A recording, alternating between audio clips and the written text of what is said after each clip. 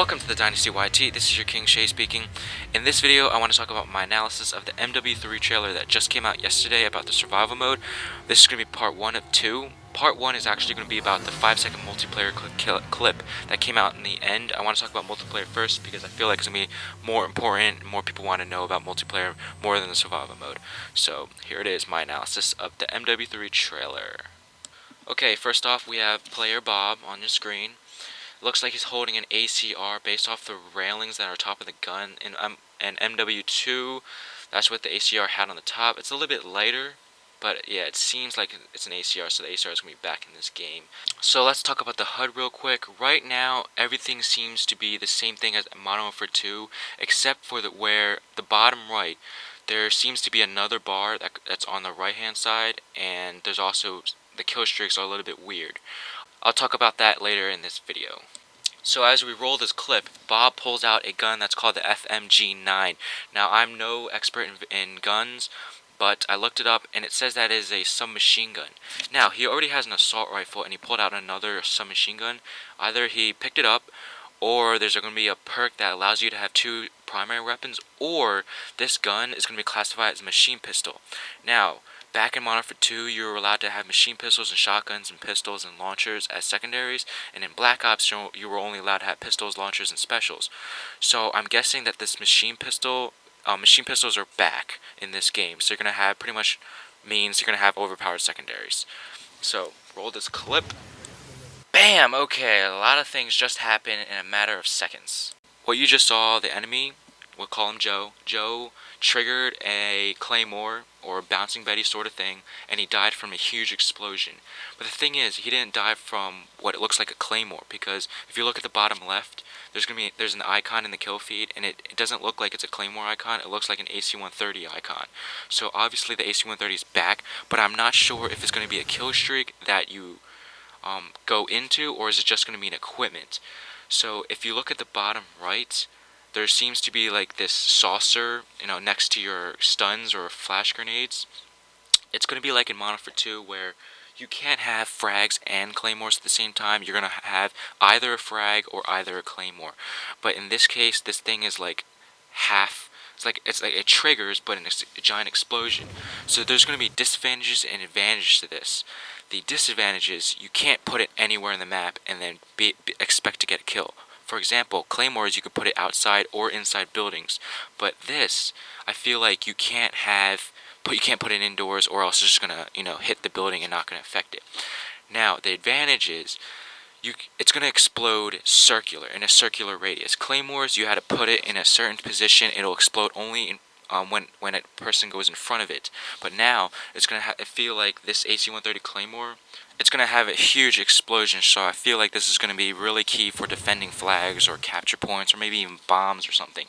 So after he got this kill, he got what is called a Juggernaut, and I'm assuming this is going to be a kill streak in the game. I'll talk about a little bit exactly what the Juggernaut's going to be doing. So what it says on the screen, it says it's a 14-point streak, and that basically means that it's not going to be no longer going to be kill streaks. They're going to be called point streaks. And if you watched Robert Boland, I think that's what his name, his interview, he talked about how the objective player will be rewarded for being an objective player and not having a camper out there getting kills and getting their kill streak. So what this is going to be point streaks. Let's say you cap a flag, you capture a point, you plant a bomb, you defend a bomb, you defend a point, you get a point toward your point streak. And also I'm assuming if you get kills, you also get points to your point streak. Whether or not you get equal amount of points or you get more points for objective based modes, I don't know, but we'll just have to wait and find out. Okay, let's talk about the kill streak that he just got. He got a Juggernaut. If you looked at the survival mode trailer part, a Juggernaut dropped down from an air helicopter, and it acted like support, or actually tried to kill you. But this time it's going to be acting like support. I don't think it's you yourself gonna turn into a Juggernaut. I feel like there's gonna be a Juggernaut coming down and helping you out, distracting the enemies, kind of like dogs and stuff. Whether or not you can call in more than one Juggernaut, I don't know, but most likely no, because you can't even call in more than one RCXD or more than one Predator missile. So I guess you can't call in more than one Juggernaut. That'd be pretty badass if you could. Next, another important thing is that on the bottom right, when you got your Juggernaut, the icon didn't replace the previous kill streak. Like before, if you had a UAV and then you got your Predator missile, the icon itself would replace it, and that meant like you couldn't use your UAV. You had to use your Predator missile, and then you can use your UAV. But in this case, it went on top of the previous kill streak, and also there are arrows pointing up and down next to the kill streak. Now this is huge. What I'm assuming this is that you can switch your arrangement, your sequence of how or when you want to use your kill streak. For example, this is going to be important because, for example, let's say you got, in terms of Black Ops, let's say you got your spy plane and quickly you got your napalm, but there's no spy plane UAV thing going up, and you don't know where the enemies are to call in your napalm. But for the new game on for 3, you get to switch your kill streaks. And that way you get to switch to your spy plane, call it in. Now you know where the enemies are, and now you can call your napalm in and get kills. That's what I think it is. And I heard in Modern Warfare 2 that a lot of people were talking about like, oh, I wish I could switch kill streaks and like use my previous kill streaks instead of using my higher kill streak. So that's what I'm guessing that is on the bottom right with all those arrows and stuff. Now also in the bottom right, I noticed this before, the little bars, little ticks going up instead of across, like across is your ammo and going up, that is your point streak. Because I counted it, there's 14 little ticks, and it went up 14. Once you got your 14th one, it reset to 4. So to the bottom right is your point streak. But what I don't get is why it reset to 4. And also why he doesn't have a third kill streak. My guess is either you get 2 kill streaks and they're stackable, you get 3 kill streaks and they're not stackable. Again, I don't know if they're stackable or not in these kill streaks. There's not enough evidence in this little 5-second trailer. What I also don't get, or might guess, is that the kill streaks they reset. You don't have to die, and then rebuild your kill streak. You get to do it all over again, even on 1 life. That's what I'm assuming, because it went from 14 back down to 4.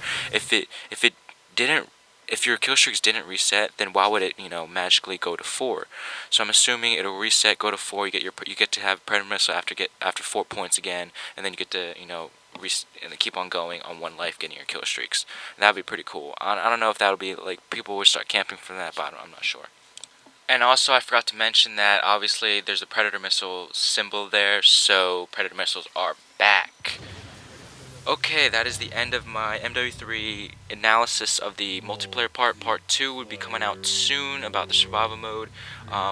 If you guys agreed or think otherwise or have anything to add to this analysis, leave a comment below or even a video response. The game is coming out November 8th, 2011. Can't wait. There will be an official trailer releasing at Call of Duty XP sometime in September, so if you're lucky enough to get a ticket, which is like a lot of money, that'd be awesome too.